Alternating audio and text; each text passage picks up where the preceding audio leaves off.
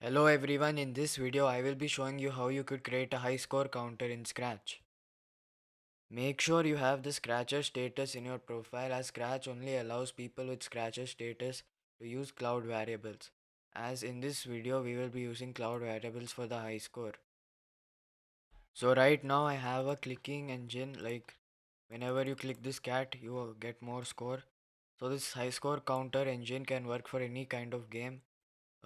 But right now I just use this clicking example just as an example.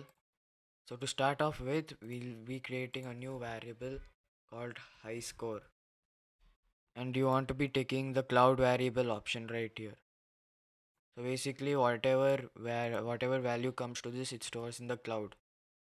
So now let's do a script like when green flag clicked forever, we'll check if the score is greater than high score. We'll just set the high score to score. So now, as you can see,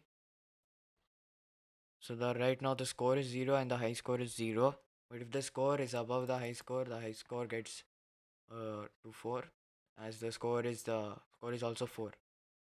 So if I click the green flag, the high score remains at 4 and the score remains at 0. But if I surpass 4, the high score also changes. So how this script runs is, if the score is greater than high score, then high score will get the same value as the score. So that's how you can create a high score engine in Scratch. If you guys enjoyed, make sure to leave a like and subscribe so that you don't miss the latest content. Thank you guys for watching.